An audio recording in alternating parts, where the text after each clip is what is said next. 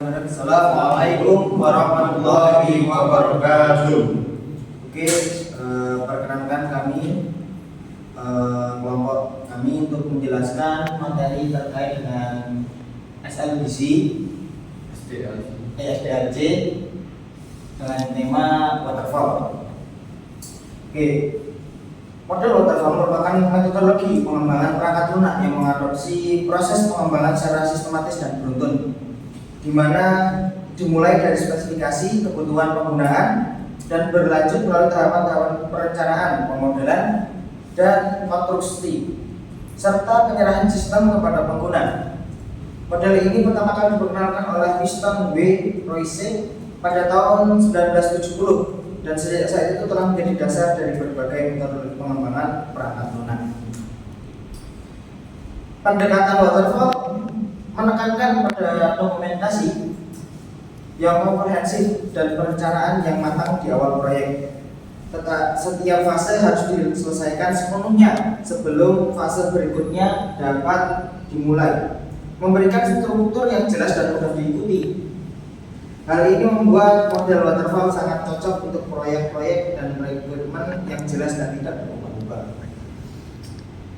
Ini caranya adalah dokumentasi yang komprehensif dan terstruktur, perencanaan yang matang di awal proyek, dan struktur yang jelas dan mudah untuk diikuti.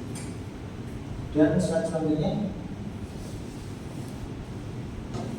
Kemudian tahapan SDLC waterfall. Model waterfall terdiri dari berbagai tahapan yang saling berhubung dan berurutan. Dimulai dari analisis kebutuhan hingga pemilihan sistem. Yang pertama, requirement analysis, memahami kebutuhan pengguna dan stakeholder. Kemudian fase yang kedua, sistem desain, merancang blueprint dan teknis sistem. Kemudian yang ketiga, implementation, menerjemahkan desain menjadi kode program.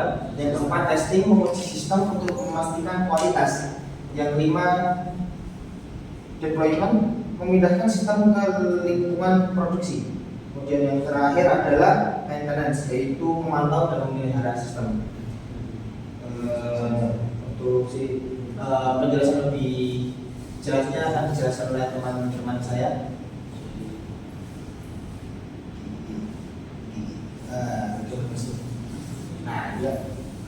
Requirement analisis kebutuhan.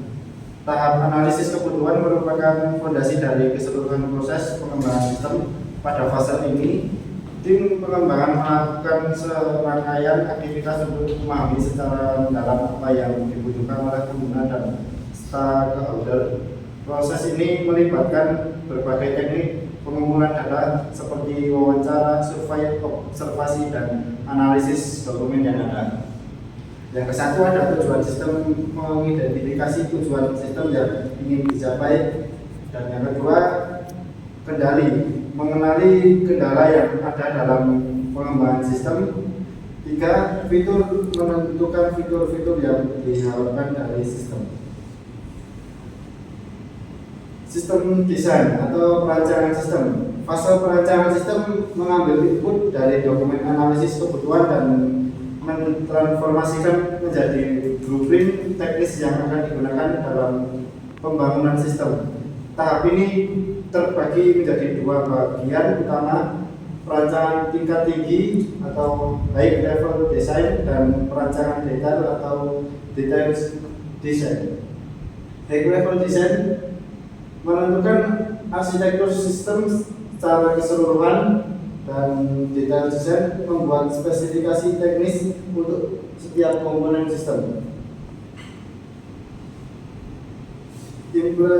Implementasi, fase implementasi adalah tahap di mana desain sistem diterjemahkan menjadi kode program yang dapat dieksekusi. Programmer menggunakan berbagai bahasa pemrograman dan tools pengembangan untuk membangun komponen-komponen sistem sesuai dengan spesifikasi yang telah dirancang. Yang satu, ada coding, membangun modul kecil yang kemudian diintegrasikan. Dua, standar coding, mengikuti standar coding yang telah ditetapkan.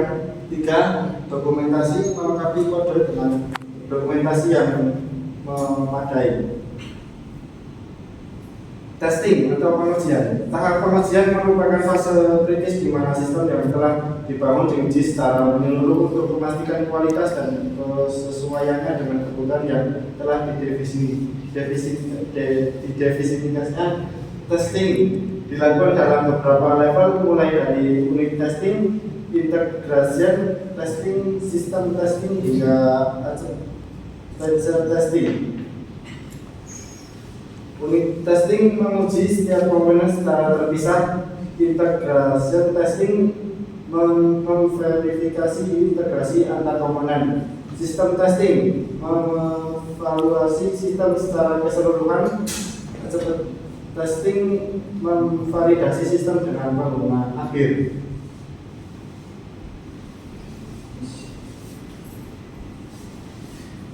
Kemudian ada deployment atau implementasi sistem. Fase deployment adalah tahap di mana sistem yang telah diuji dipindahkan ke lingkungan produksi untuk mulai digunakan oleh pengguna. Proses ini melibatkan berbagai aktivitas seperti instalasi sistem, migrasi data dari sistem lama jika ada, dan pelatihan pengguna. Di bagian sini terdapat instalasi sistem, di mana menginstal sistem di lingkungan produksi, migrasi data, memindahkan data dari sistem lama. Yang ketiga, pelatihan pengguna, melatih pengguna agar untuk menggunakan sistem.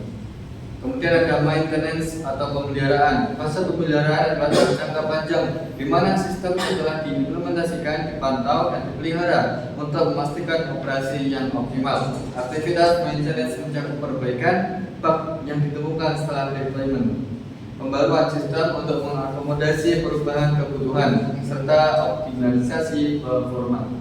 Yang pertama ada perbaikan bug, memperbaiki bug yang ditemukan setelah deployment. Yang kedua, perbaruan sistem atau memperbarui sistem untuk mengakomodasi perubahan kebutuhan. Yang ketiga ada optimalisasi performa, yaitu meningkatkan performa sistem. Kemudian yang terakhir ada penutup. Model waterfall dengan pendekatan sekuensialnya yang terstruktur tetap jadi pilihan yang relevan untuk proyek-proyek tertentu, terutama yang memiliki requirement yang stabil dan kebutuhan dokumentasi yang ketat. Keberhasilan implementasi model ini sangat tergantung pada perencanaan yang matang di awal proyek dan kedisiplinan dalam mengikuti setiap tahapan yang telah ditetapkan. Penerapan etika profesional dalam setiap tahap pengembangan menjadi kunci untuk menghasilkan sistem yang berkualitas, aman, dan dapat diandalkan. Hal ini mencakup kejujuran, transparansi, profesionalisme, dan komitmen terhadap kualitas yang harus dijunjung tinggi oleh seluruh anggota tim pengembang. Oke.